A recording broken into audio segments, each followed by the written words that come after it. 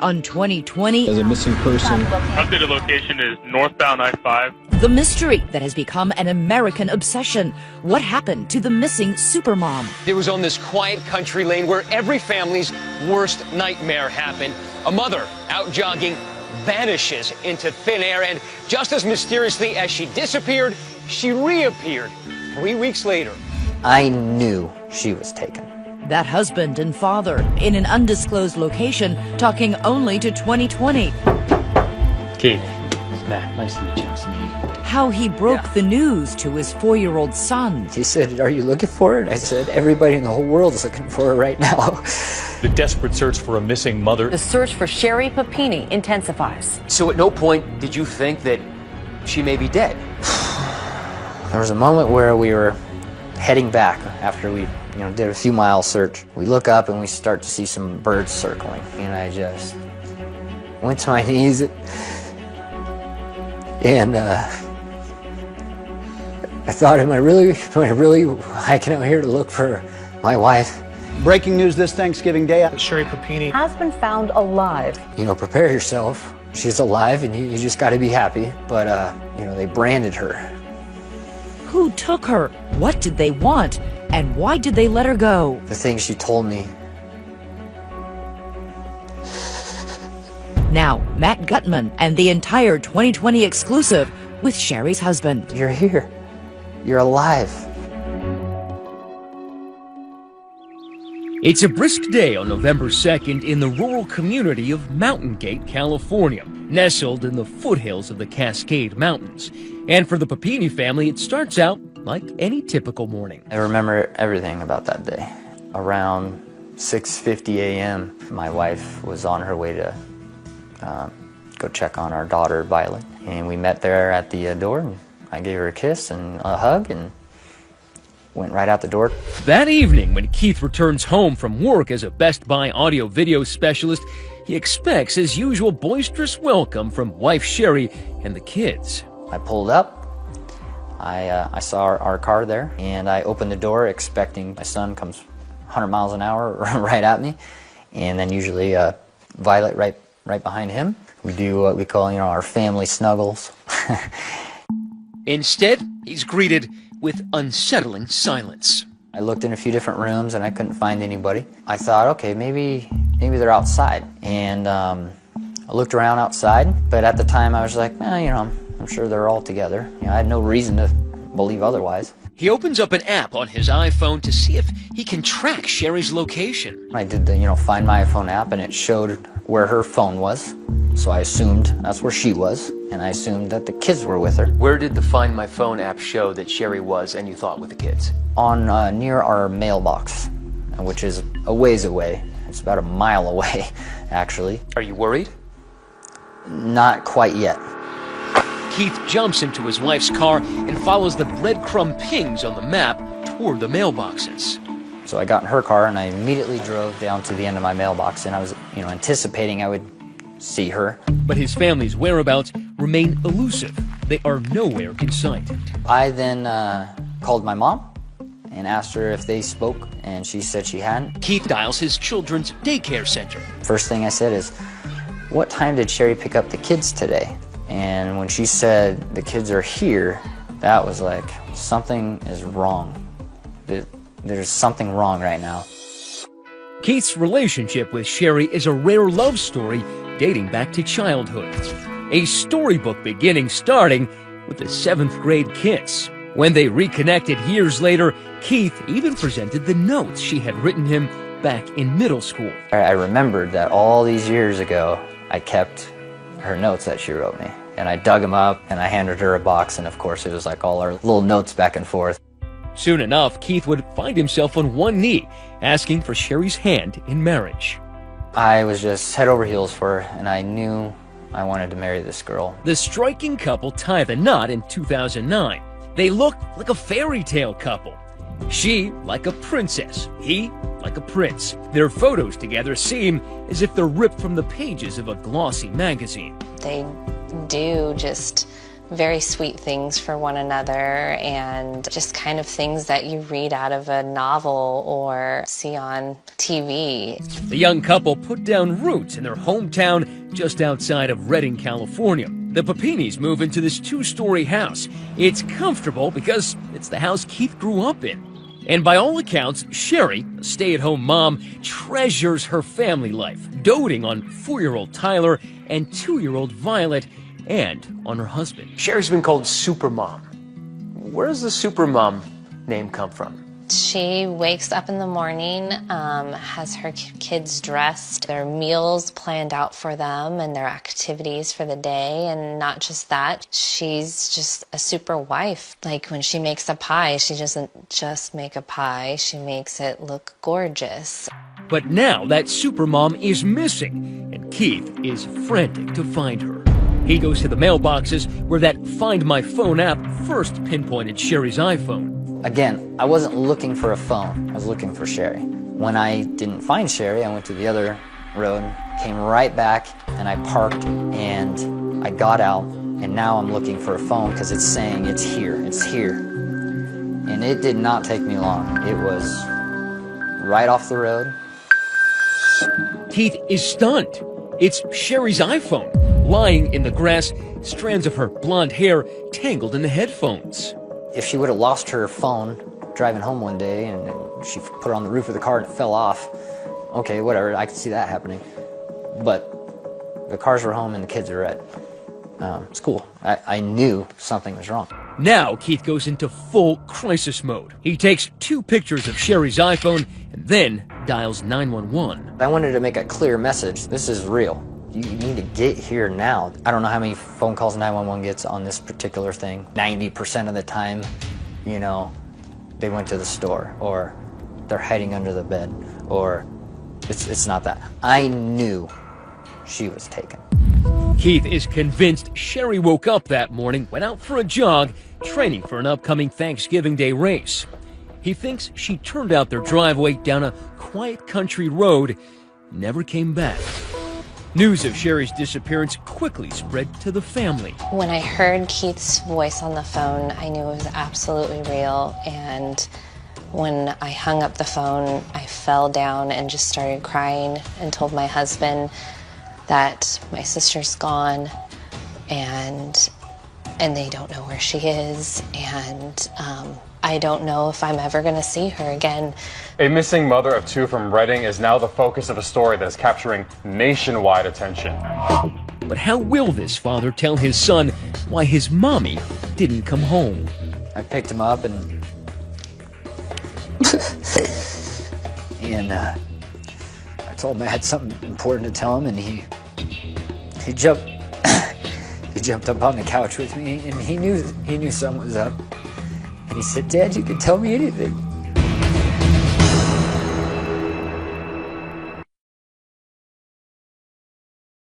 From the foothills here in Shasta County, California, the mist can make a mountain vanish right before your eyes. That's also what happened to Sherry Papini, disappearing in broad daylight on a November afternoon. She is considered at risk due to the suspicious circumstances. Within hours of Keith's 911 call, deputies are searching for Sherry. They soon get reinforcements, friends, neighbors, and complete strangers lining up to help. We're just using a map and we're doing some grid searches. The longer that someone's missing, that's a very critical time within the first, 24 hours. From rushing creeks to culverts choked with brush. But for the husband of the woman who just fell off the face of the earth, it's not enough.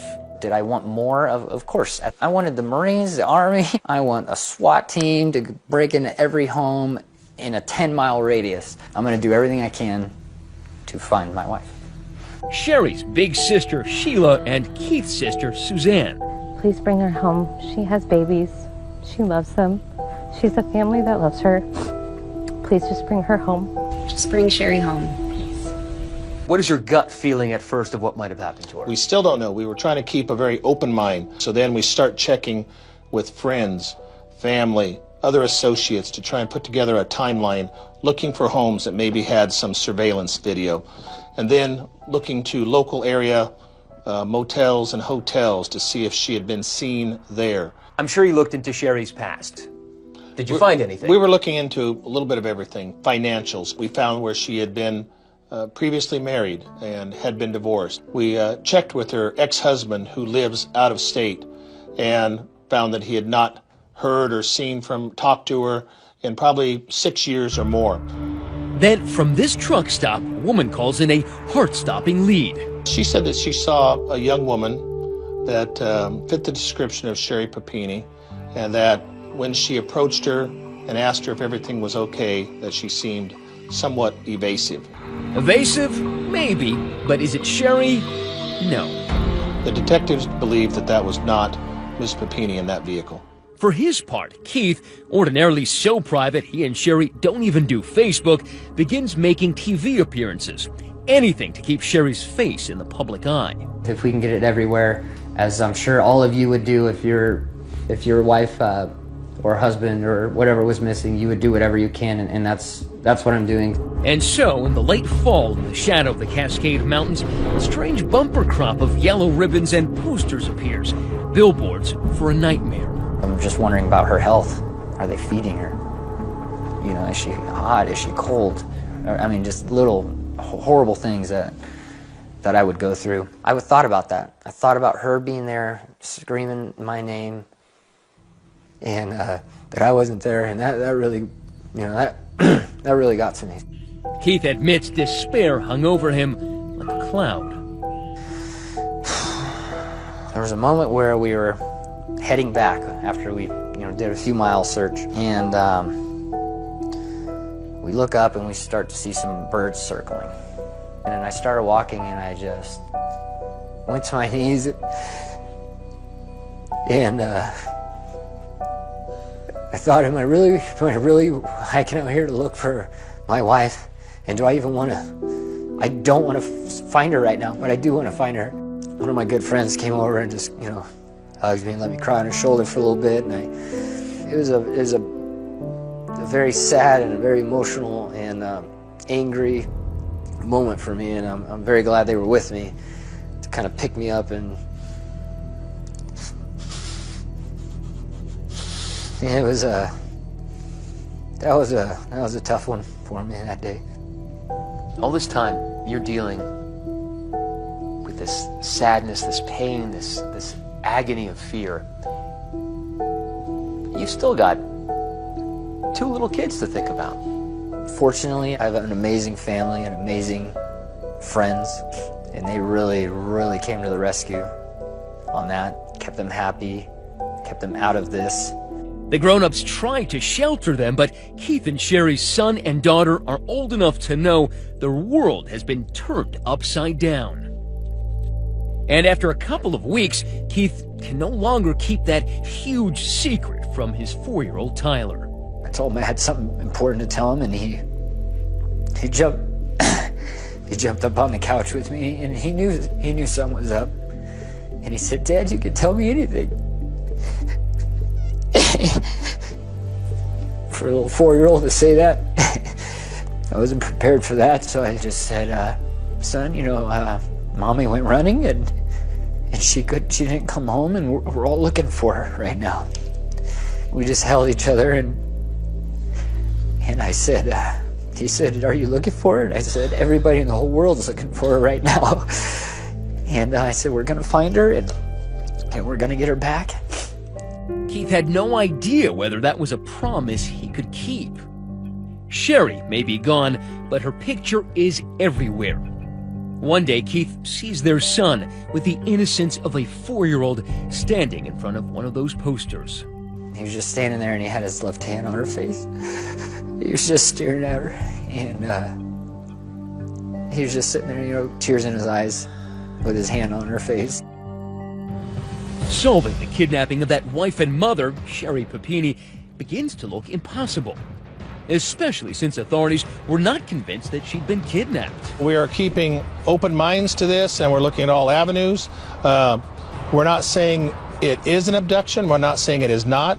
Could it be a voluntary disappearance? Could it be an involuntary? We don't know at this time. I know she was taken. My family knows she was taken. But you're obviously not going to come out and say that abduction because you don't have the evidence. And that was a little rough for me to hear, but... The investigation about to take a sharp turn as a new player enters the case with a radical plan to cut out the police and bring Sherry home safe all on his own. A man named Gamble, ready to roll the dice. I didn't know if it was going to work, but I wasn't going to not try it. Stay with us.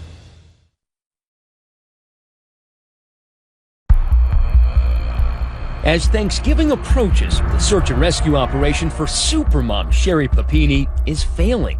There's been no rescue, and now there's not even a search. I'm coming, honey. I'm trying. I'm doing everything I can. And, I love you. Still, a shell-shocked Keith Papini is keeping his wife's name in the media by granting interviews. It is very difficult for me and for my family. I would never wish this feeling upon anybody. It is taking its toll on me. There's sympathy, of course, but there's also plenty of skepticism. Police, following standard procedure, have to eliminate Keith as a suspect. Remember, the only physical evidence in the case, Sherry's cell phone, those earbuds with strands of her hair, all discovered and provided by Keith in 2 photos he snaps and then gives to authorities.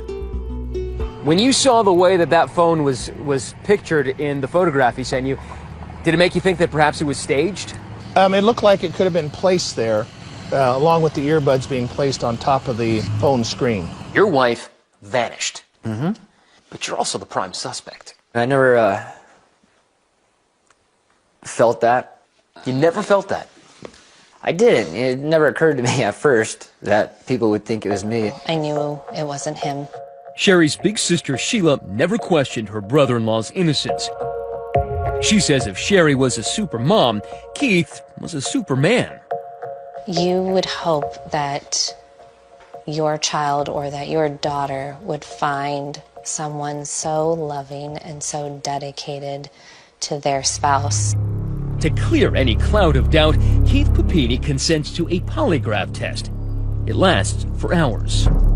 Did they ask you if you had anything to do with Sherry's disappearance? Oh, of course. And I was like, no problem. Let's hurry up and get this over with. It was basically 9 days before he was really cleared of suspicion.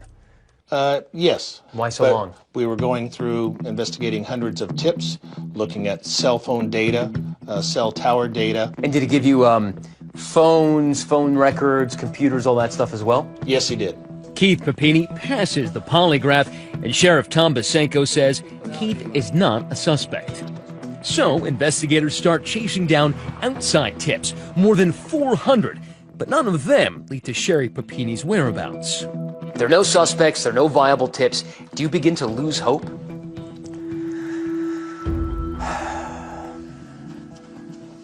I don't think I ever lost hope, but it was eating away at me big time. I'm getting very angry and frustrated, and I'm scared for my wife. The Papini family starts a GoFundMe account. Donations start pouring in. $25, $50, $100, raising nearly 50 grand in all to find her.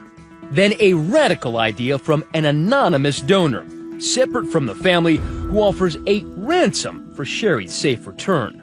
You don't know who the anonymous person is? No. It's anonymous to you as well? Yes. The nameless donor instructs the presumed kidnappers to contact a designated negotiator, a professional in this shadowy field. My name is Cameron Gamble, and I'm an international kidnap and ransom consultant. I've been retained by an individual who wishes to remain anonymous. Okay, so who is this guy? He's a former Air Force senior airman who now makes his living training military, law enforcement, even private citizens on how to evade and escape capture. These are different captivity environments throughout different regions of the world. We met him at his training facility, furnished with kidnapping simulators like this shipping container where Gamble described the dark arts of his craft. What made you so confident that this was an abduction and not something else? Everything I looked at fit that bill. Look at the husband. If she was listening, I wanted to say that we're trying, and we're trying the best we can. He wasn't faking it. Look at Sherry herself. And this isn't the type of girl who's just going to walk away from all that. By now, Keith is desperate. He's even considered turning to psychics. So when Gamble contacts him asking for permission to try a more aggressive approach, he agrees. There was no idea or thought that if I think could work, that I was not going to try. 12 days into Sherry Papini's disappearance, Gamble posts this provocative video online promoting the ransom. I don't know your motive. I don't know who you are. I don't care. I simply care about getting Sherry back. Did you ever expect someone to ring you up and say, I have Sherry, I want the money? I was hopeful. You were so convinced that Sherry was still alive. You go into these situations thinking they're dead, then you lose hope right off the bat. Gamble is something of a wild card. To law enforcement, he's more of a nuisance than a problem solver. Your critics would say that this is a publicity stunt. They can say that all they want. I don't do this for the critics. I do this for the small number that actually matter, and that being Keith and Sherry. But there were some big opponents to this. The sheriff was adamantly opposed to Cameron Gamble being involved in any way. For me, I was going to do everything I could to get my wife back. The next gambit for Gamble came on November 23rd, the day before Thanksgiving. He posts a second video online. The world has been looking for Sherry Papini, and now the world is going to be looking for you, whoever you are. Gamble informed Sherry's alleged captors the ransom is now off the table. I'm sorry you didn't take advantage of this opportunity when you had the chance. Instead, he doubles down in a call to action, asking the public to find Sherry in exchange for an even bigger reward. Was it actually a call for bounty hunters? I mean, how did you put it? I said, I don't care your criminal status. I don't care if there's a warrant out for your arrest. I don't care who you are. If you can lead us to Sherry, and we give you more cash than you can spend. I wanted to make it so tempting that the abductor's own mother would have turned him in. And then what did you think about making it a bounty when the deadline for the ransom passed? Well, I was all for that. I mean... But will Cameron Gamble's bet pay off? When we come back, the moment that would send chills down anyone's spine. I just wanted to see her, so I just ran past everybody and I throw open the curtain and she was there. When 2020 continues.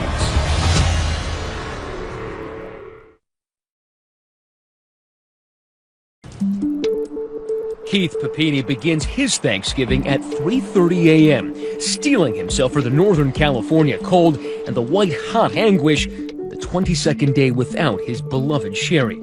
A huge balloon release has been planned in her honor. We wanted to do something very special.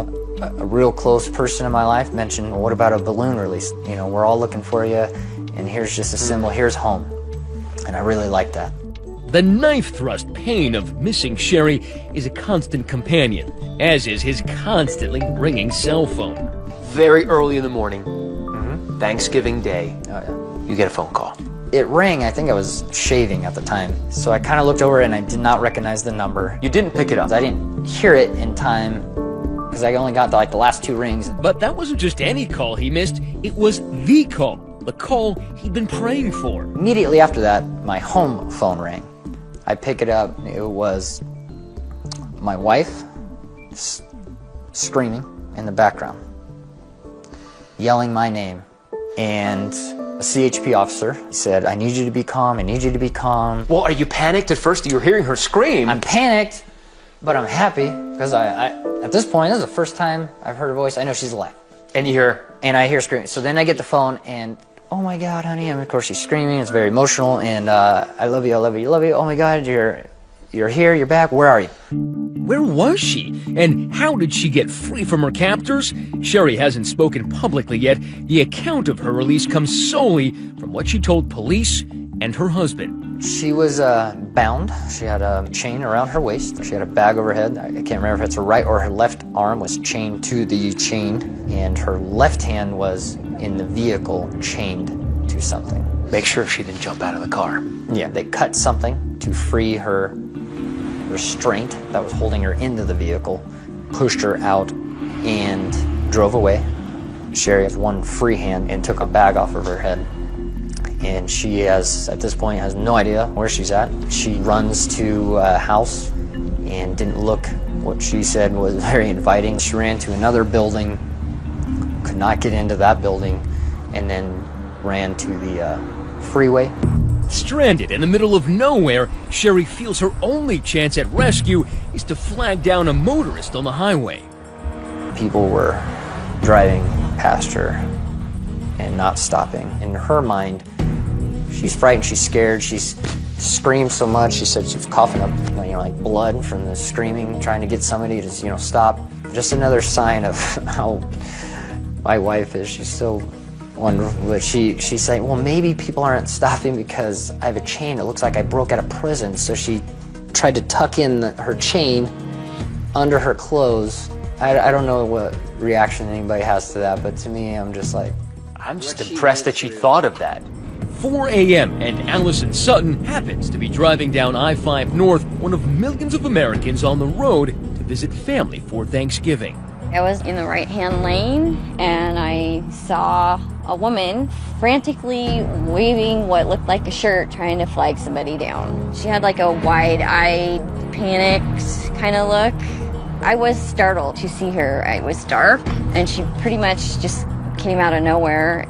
If I had swerved to the right at least a little bit, I would have hit her with my car. I figured if she was willing to risk being hit by a car trying to get somebody's attention, that she must really need some help. I pulled off and I dialed 911. 911 emergency. Rescue workers raced to the scene, the silence of the early morning now filling with sirens and the crackle of radio chatter. Attention Station 8. Unknown medical problem. It's going to be northbound I-5. Female needs medical attention. She is heavily battered. It's going to be some sort of an assault. Sherry is found in Yolo County, 150 miles from her Redding, California home. Disoriented from 22 days in captivity, she has no idea what time it is or even what day it is. The paramedics finally were talking to her. They were the first people to tell her, Happy Thanksgiving. And then she's like, oh, it's Thanksgiving night? And they said, no, it's Thanksgiving morning. Now, after that pre-dawn phone call, Keith is breaking every speed limit to get to the hospital where Sherry's been taken. The entire hospital was on lockdown. Eventually, they opened the door. The woman who's behind the curtain doesn't look like the wife and mother smiling back in countless family photos. One of the officers kind of braced me and kind of put his arm around me and he said, prepare yourself. She's alive and you just got to be happy. They branded her. So I just wanted to see her. So I just ran past everybody and I, throw open the curtain and she was there in a bed in her poor face. And I just hugged her. I just held her. I felt like I hugged her for 20 minutes. I was so happy that she was there, and I was just kissing her all over, and then I got nauseated just looking at her. It was so hard for me to see her like that. And Keith, a couple of times you said her face, her poor face. Yeah. What did you see? The bruises were just intense. The bumps from, being hit and kicked and whatever else. Everybody gets a bruise once in a while, but not these types. I mean, these are hard to look at. Her hair, she's always had very long blonde hair. They chopped it off. I just need to know, because I was worried that when you first said her face, that they didn't brand her face, right? I will say that no, it's not on her face, no. She lost almost 15% of her body weight in 22 days. Oh, yeah. That is traumatic physically. Oh, yeah. It made me sick that there is people out there that could do something like this. I just wanted to hold her, and we just embraced each other and cried together, and I was so happy though. How do you explain it? You're upset and everything at what happened, but you're happy. As Thanksgiving morning begins to dawn, the miraculous return of Sherry Papini has not yet reached her Redding community. They gather as planned to release those balloons in the hopes of Sherry's safe homecoming. 2 hours later, the community learns their efforts were not in vain. Sherry Papini would be home for Thanksgiving. Sherry Papini, the Shasta County mother, missing for 3 weeks, has been found alive. The crisis may be over, but the mystery remains. Who took Sherry and why? You're really looking at somebody that's trying to break her will. That's what they do in cults. When 2020 continues.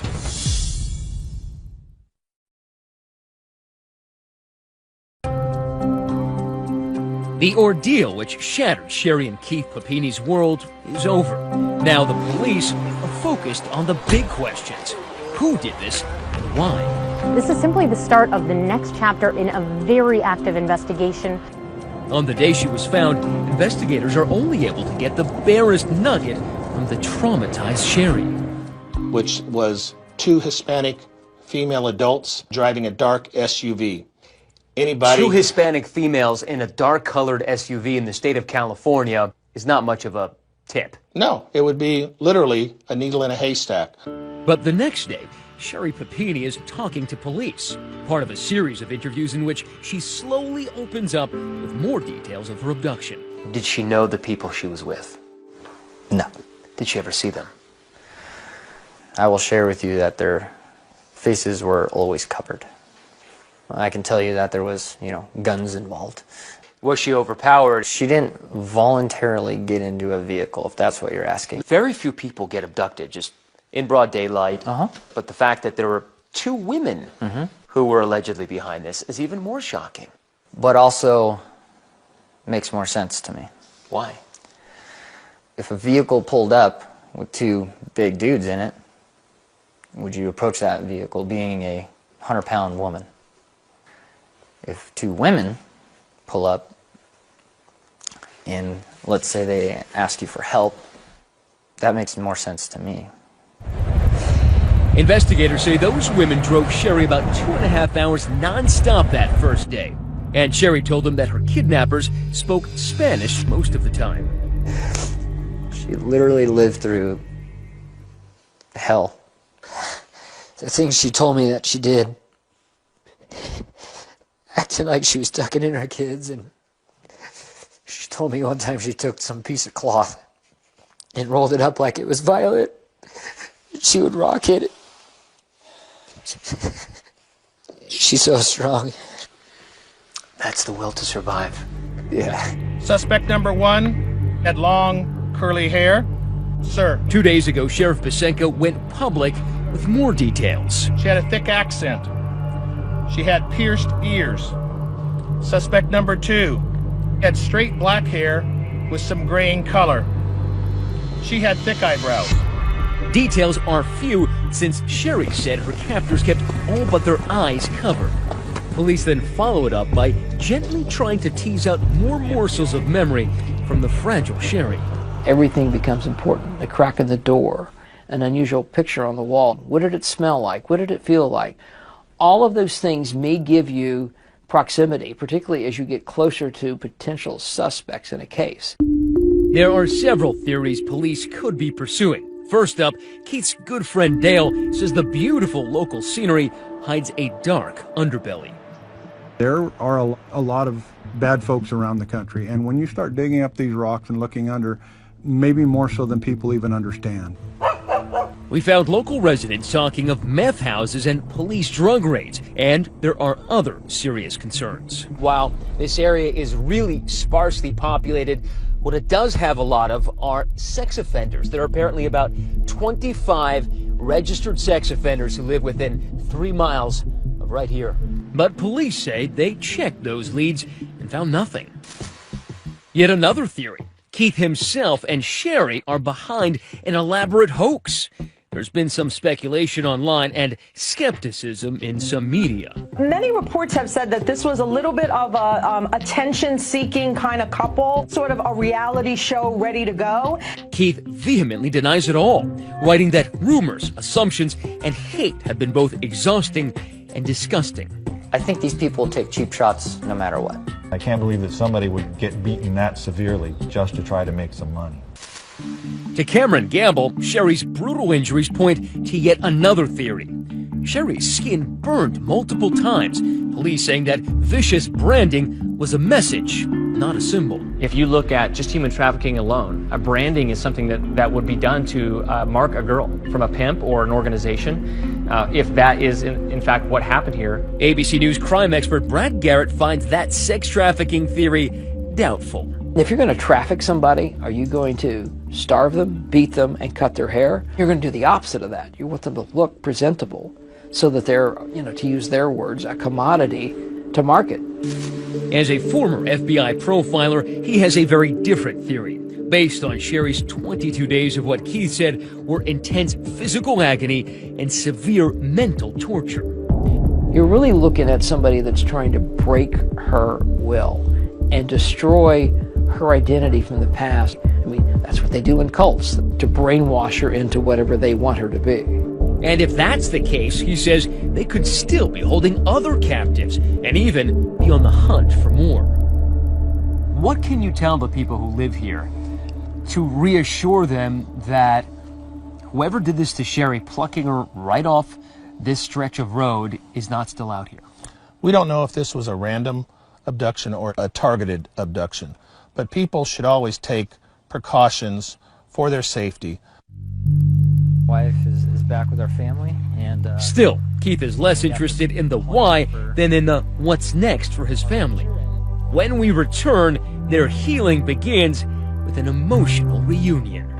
I remember my little 4-year-old's like, "Mommy, why are you crying? You don't cry when you're happy." And my wife said, "When you're this happy, you cry."